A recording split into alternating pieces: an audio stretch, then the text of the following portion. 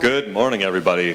So, quick question. I'm not sure how well these jokes are going to play in Brazil. Quick show of hands. How many people have seen the movie Hackers? Okay, cool. All right, awesome. Okay, so this talk is called Gadda, Vida, which is named for the Iron Butterfly song that was drunkenly slurred. The actual translation is supposed to be in the Garden of Eden. And I think you'll start to understand what I mean by that. But first, we'll do the obligatory, who am I? I work for a small boutique shop in San Jose, California called AppSec Consulting. I'm affiliated with the hacking collective DC949, and I'm a bit of an amateur phone freak. I want to say thank you for having me out. I'm really excited to be here. And yeah, that is a banana in my pocket. I don't know if that translates. So this talk, I'm sorry, it's not going to be very technical. There's not going to be a whole lot in the way of new ideas, and there's not going to be elite O-Day talk.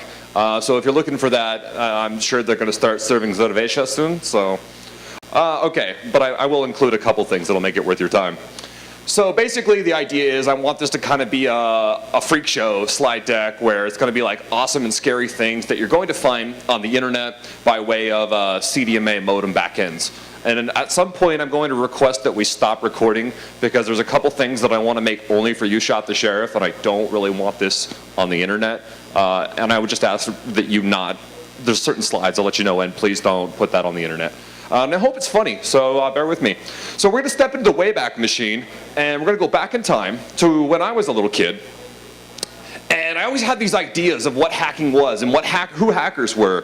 This is back in the time when dial-up modem was king, as Space Rogue mentioned earlier. We had these things called rotary phones, and they actually had cables that were tied to the walls. This was the date. This is prior to mobiles. And basically, this is as cool as you could get. You're Matthew Broderick in the movie War Games. And, you know, I always wanted that. And so I have this bucket list, or I think most hackers do. As a little kid, you always have these things. Like, there are these things that I want to hack. I've always wanted to do that. And so I've got a couple of these things that I want to share with you. So basically, there's this movie Hackers, and this is what I always thought the internet would be. And now it's fucking Facebook and Twitter and all this other shit. And I kind of wish it would go back to, you know, like living in the Gibson. So nowadays, the payphones, they're gone. Long gone. This type of thing, rollerblading, not anymore. No, hackers don't do that. Now everything's wireless. Now everything is cellular. In short, I figured my time had come. My life was over. No point anymore. But then, I saw a white paper sometime last year about this from this dude named Kevin Finisterre, who basically owned police cars over the internet. He was actually able to view video and audio and all this shit that was recorded. He was able to get to that from the public internet using Verizon business class CDMA modems, which are slightly different than the 3G or CDMA modems that you get now because they go straight to the internet. There's no natting, there's no filtering, it's all up to you. So this gave me some ideas. I don't know if you're familiar with Shodan, but it's basically a web search engine that aggregates sort of Nmap scans and does banner grabbing. It's really neat, and it's worth the 20 bucks if you want to do an upgrade.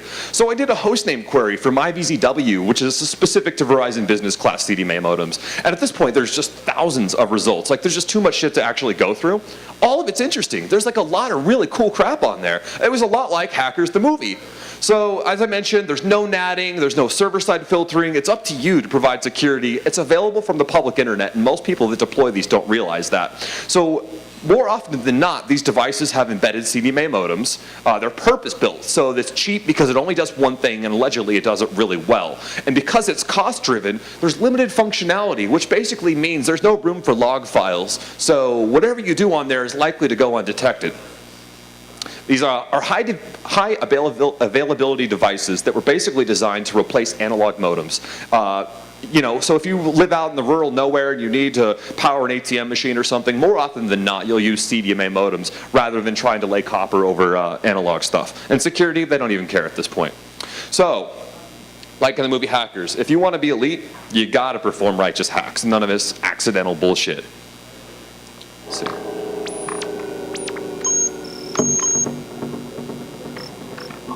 Anybody know what he's doing here?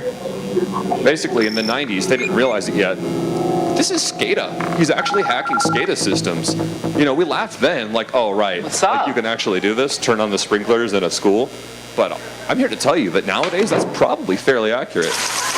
Oh, my God.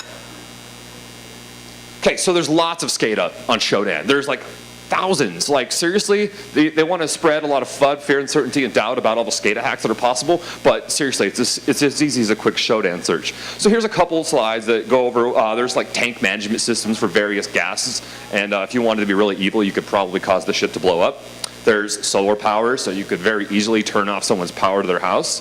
You know, Siemens is getting a lot of heat for being super insecure in the SCADA industry.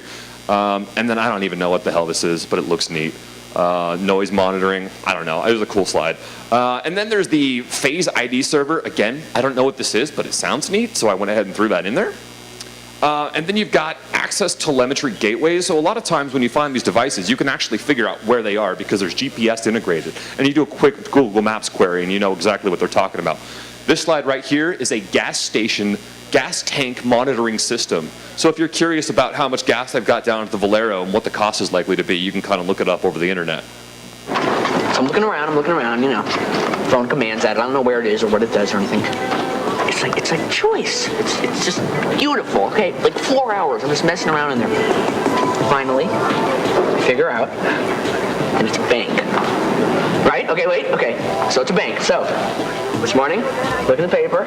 Some cash machine in like anybody think this is possible? Spits out $700 into the middle of the street. That's kind of cool. That was me. ATM hacking. So this next slide is the IPG 7300. It is, for all intents and purposes, an ATM back system that hooks it up to the CDMA modems. Basically, all the tones that come out from an analog modem, it then converts to IP addresses, which you can then statically assign on the back end. There are no passwords by default. Let me say that again. There are no passwords to these ATM machines. So basically, you've got a configuration screen like this that converts the phone numbers you'll see in the left-hand column to an IP address of the payment processing backend and its own specific TCP port. I'm sure that's PCI compliant. And then it goes to this payment processor in this example. What's really interesting, though, is the diagnostic functionality. I don't know if you can really see, but there's a lot of really cool shit that you can do. And this is what I really want to get at, is that the ATM machine has built-in functionality for modem capture, so you can actually capture the audio negotiation sounds, and it's got PCAP functionality built in. Like, you don't even have to hack, it's built in natively. Yeah, I didn't think that joke would play out very well.